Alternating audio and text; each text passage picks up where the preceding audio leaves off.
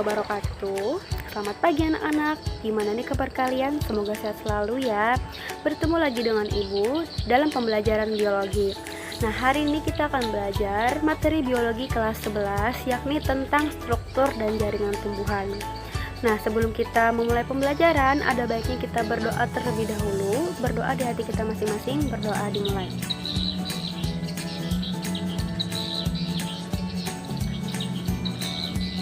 Berdoa selesai. Jangan lupa juga untuk mengisi daftar kehadiran via grup WhatsApp ya. Nah, sebelum kita masuk ke pembelajaran, Ibu mau bertanya terlebih dahulu. Pada minggu kemarin kita kan belajar mengenai materi tentang sel. Nah, ada yang masih ingat pengertian dari sel? Nah, sel adalah unit struktural dan fungsional terkecil penyusun suatu organisme atau makhluk hidup. Nah, sel memiliki organel-organel yang kompleks yang memegang peranan penting dalam aktivitas metabolisme sel. Ada yang masih ingat organel-organel sel apa saja yang terdapat di dalam sel? Kemudian, secara umum, sel dalam tubuh kita akan saling berhubungan dan saling berikatan satu sama lain. Nah, kumpulan sel yang sejenis, baik struktur maupun fungsinya disebut dengan jaringan.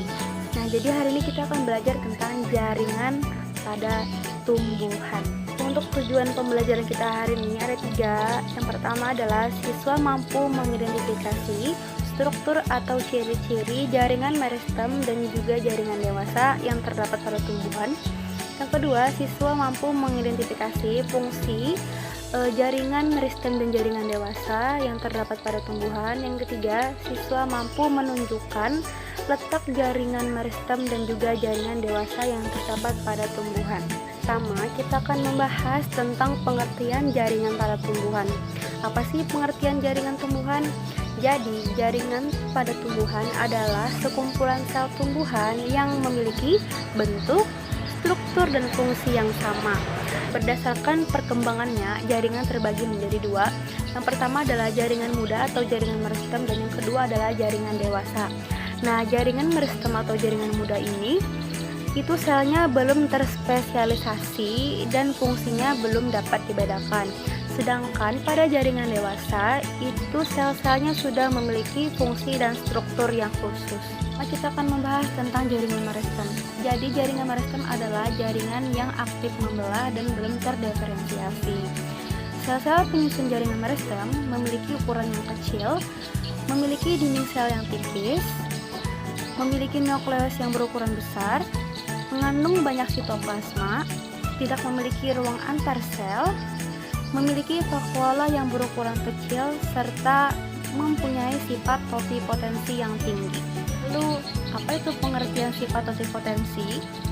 Jadi, totipotensi adalah kemampuan sel atau jaringan yang memungkinkannya tumbuh lagi menjadi suatu individu yang utuh. Kemudian, sel-sel penyusun jaringan meristem memiliki bentuk bulat, lonjong, kubus, serta prisma. Berdasarkan asalnya, jaringan meristem dibedakan menjadi 2 macam, yaitu ada meristem primer dan juga meristem sekunder. Nah, yang pertama ada meristem primer.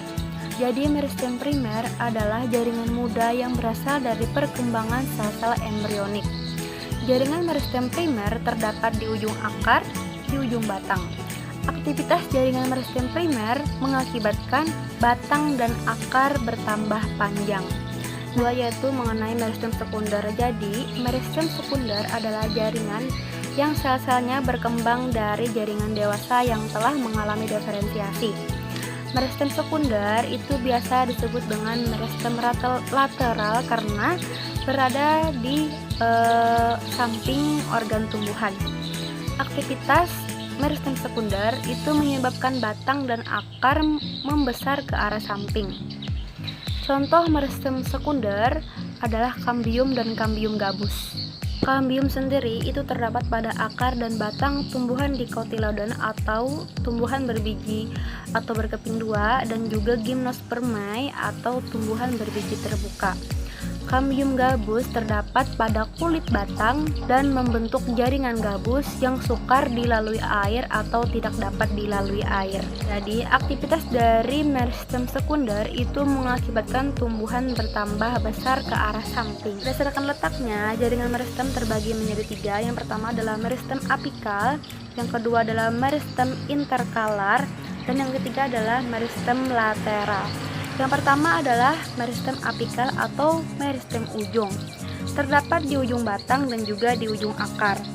Meristem apikal menghasilkan pemanjangan akar dan batang tumbuhan sehingga tanaman bertambah menjadi tinggi. Yang kedua adalah meristem interkalar. Jadi, meristem interkalar atau meristem antara terdapat di antara jaringan dewasa dan terdapat di pangkal ruas batang. Ketiga adalah meristem lateral atau meristem samping. Terdapat sejajar dengan permukaan organ tempat ditemukannya. Contohnya kambium dan kambium gabus. Kambium ke arah luar membentuk phloem dan ke arah dalam akan membentuk xilem. Ini kita akan membahas tentang jaringan dewasa. Jadi, jaringan dewasa adalah jaringan yang berasal dari pembelahan dan diferensiasi meristem primer dan juga meristem sekunder. Nah, apa saja sih ciri-ciri dari jaringan dewasa? Jadi, jaringan dewasa yang pertama itu tidak memiliki aktivitas untuk membelah diri atau memperbanyak diri. Yang kedua, memiliki rongga yang besar atau memiliki ruang antar sel. Yang ketiga, dinding selnya telah mengalami penebalan. Yang keempat, ukuran selnya lebih besar daripada sel yang terdapat pada jaringan meristem. Yang kelima adalah memiliki vakuola yang besar dan mengandung sedikit sitoplasma. Berdasarkan fungsinya, jaringan dewasa terbagi menjadi 4. Yang pertama adalah jaringan pelindung, yang kedua adalah jaringan dasar, yang ketiga adalah jaringan penguat, dan keempat adalah jaringan pengangkut. Pertama ada jaringan pelindung atau disebut juga dengan jaringan epidermis. Nah, jaringan yang termasuk dalam jaringan pelindung adalah jaringan epidermis. Nah, jaringan epidermis merupakan lapisan sel yang berada di bagian paling luar. Jaringan ini biasanya ditemukan pada permukaan organ-organ pada tumbuhan, contohnya pada akar, pada batang, pada daun, dan pada bunga. Sesuai dengan namanya, jaringan epidermis berfungsi untuk melindungi bagian dalam tumbuhan dari faktor luar. Oleh karena itu, jaringan pelindung ini memiliki sel-sel yang rapat. Sel-sel pada jaringan epidermis itu dapat berkembang menjadi alat-alat tambahan yang berbeda bentuk dan fungsinya. Contohnya stomata atau mulut daun dan juga trikoma. Stomata adalah tempat pertukaran gas antara jaringan dan lingkungan. Trikoma adalah tempat mengurangi penguapan yakni pada daun dan penyerapan air dan juga garam mineral pada akar.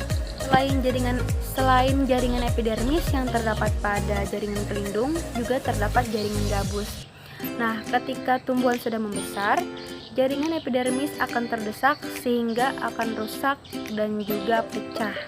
Jadi, jaringan epidermis tidak aktif lagi dan fungsinya dialihkan ke jaringan gabus. Nah, jaringan gabus sendiri terbagi menjadi 3. Yang pertama ada eksodermis, yang kedua ada endodermis, dan ketiga ada peridermis. Yang pertama tadi kita akan membahas tentang jaringan pelindung. Yang kedua kita akan membahas tentang jaringan dasar. Nah, yang termasuk ke dalam jaringan dasar adalah jaringan parenkim. Nah, kenapa jaringan parenkim disebut juga dengan jaringan dasar? Karena jaringan ini atau jaringan parenkim ini itu hampir ditemukan di seluruh bagian atau organ pada tumbuhan. Nah, jaringan parenkim sendiri itu memiliki ciri yang pertama adalah sel-sel penyusunnya itu renggang sehingga mempunyai banyak ruang antar sel. Nah, ruang antar sel ini berfungsi sebagai pertukaran gas. Yang kedua, dinding selnya tipis, mempunyai vakuola besar untuk menyimpan cadangan makanan. Yang ketiga adalah sel-selnya berbentuk polihedra atau segi banyak. Sel-sel parenkim yang terdapat pada tumbuhan itu memiliki kloroplas sehingga dapat melakukan fotosintesis. Sedangkan pada beberapa jenis tumbuhan, sel-sel parenkim yang berada di akar dan juga pada batang memiliki plastida yang berfungsi sebagai cadangan makanan berupa pati atau amilum. yang disebut dengan amiloblas. Beberapa jenis tumbuhan memiliki sel parenkim dengan vakuola yang cukup besar untuk menyimpan cadangan getah atau damar. Secara umum, sel parenkim berfungsi dalam fotosintesis, sekresi, serta penyimpanan cadangan makanan dan juga air. Selanjutnya kita akan membahas tentang jaringan penguat. Pernahkah kalian perhatikan bagaimana tumbuhan bisa berdiri dengan tegak? Tumbuhan berdiri dengan tegak karena adanya jaringan penguat. Selain itu, jaringan penguat juga berfungsi untuk menyokong bagian-bagian tumbuhan seperti batang dan juga daun. Nah, jaringan penguat terbagi menjadi dua. Yang pertama ada jaringan kolenkim dan kedua ada jaringan sklerenkim. Nah, yang pertama itu adalah jaringan kolenkim. Jaringan kolenkim memiliki ciri yang pertama tersusun dari sel-sel hidup. Umumnya dijumpai di bawah epidermis batang, tangkai daun, tangkai bunga, ibu tulang daun, dan buah. Nah, kolenkim jarang ditemukan pada bagian akar pada tumbuhan.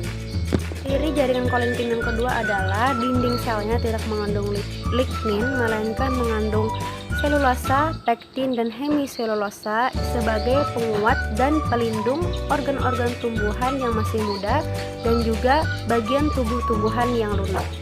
Nah, ciri yang ketiga adalah merupakan penguat utama organ-organ tumbuhan yang masih mengadakan pertumbuhan dan perkembangan atau elongasi. Nah, ciri jaringan kolenkim yang keempat adalah sel-sel penyusunnya berbentuk silindris atau silinder.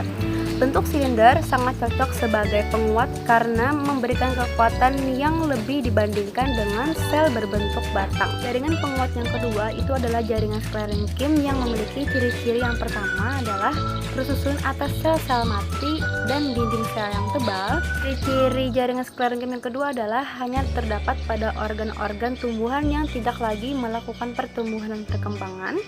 Ciri jaringan sklerenkim yang ketiga adalah merupakan jaringan penguat dengan dinding sekunder yang tebal yang terdiri atas lignin. Jaringan sklerenkim terdiri atas serabut sklerait dan juga serabut sklerenkim. Nah, untuk serabut sklerait itu memiliki bentuk bermacam-macam. Nah, bentuk bermacam-macam itu menunjukkan fungsinya. Misalnya sklerait yang berbentuk runcing pada daun itu berfungsi dalam pertahanan diri, kemungkinan dimakan oleh hewan herbivora. Sklerait terdapat di semua bagian tumbuhan, terutama pada kulit kayu, buah, dan biji. Pada tempurung kelapa, hampir seluruhnya tersusun atas serabut sklerait. Untuk serabut sklerenkim itu berupa benang dalam berkas pembuluh, memiliki panjang antara 20 mm sampai 250 mm. Serabut tersebut biasanya terdapat dalam bentuk untayan atau anyaman. Nah, serabut sklerenkim sering dimanfaatkan oleh manusia. Serabut sklerenkim biasanya digunakan sebagai bahan tekstil dalam pembuatan tali. Nah, tadi kan kita sudah membahas tentang jaringan pelindung, jaringan dasar, jaringan penguat. Terakhir, kita akan membahas tentang jaringan pengangkut. Nah, apa sih jaringan pengangkut itu? Jadi, jaringan pengangkut itu berfungsi untuk mengangkut air, mineral, dan zat-zat makanan hasil fotosintesis. Jaringan pengangkut terbagi menjadi dua, yaitu ada xilem dan juga floem. Jaringan pengangkut yang pertama yaitu adalah xilem. Xilem berfungsi untuk mengangkut air dan unsur hara dari akar sampai ke daun. Nah, untuk sel penyusun dari jaringan xilem adalah sel yang sudah mati dengan dinding sekunder yang sangat tebal terdiri atas lignin sebagai jaringan penguatnya. Untuk xilem sendiri itu tersusun atas unsur trakeal, serabut xilem, dan juga parenkim xilem. Untuk unsur trakeal merupakan unsur yang berperan dalam pengangkutan air dan zat yang terlarut di dalamnya. Sel trakeal berbentuk memanjang, tidak mengandung protoplasma atau sitoplasma, dinding sel berlignin, dan mempunyai bermacam-macam noktah atau kamar. Unsur trakeal terdiri atas trakea dan juga trakeid. Kedua ada serabut xilem, merupakan sel panjang dengan dinding sekunder yang biasanya mengandung lignin. Serabut xilem ada dua macam, yang pertama adalah serabut trakeid dan kedua adalah serabut libriform. Serabut trakeid mempunyai noktah terlindung, berukuran pendek, dan dinding sel cenderung tipis.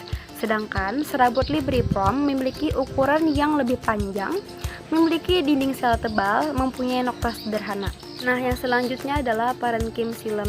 Jadi, parenkim xilem tersusun atas sel-sel yang masih hidup dan berfungsi sebagai tempat cadangan makanan.